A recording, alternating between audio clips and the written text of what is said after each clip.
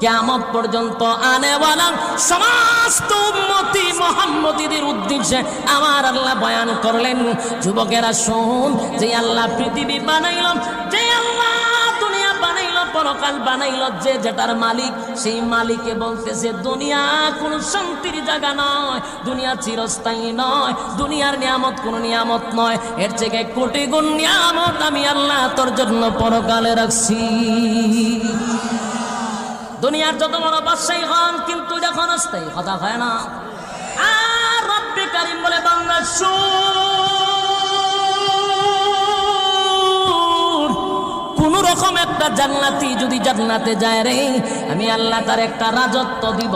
এই রাজত্বটা হবে এই পৃথিবীর 10টা পৃথিবীর সমান। জুরে কোন সুবহান।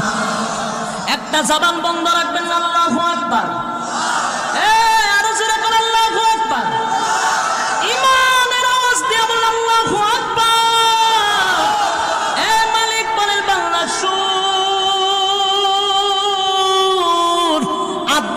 জান্নাতি যদি জান্নাতে যায়, একটা দুইটা নয়, এই পৃথিবীর 10টা পৃথিবীর সমান আমি আল্লাহ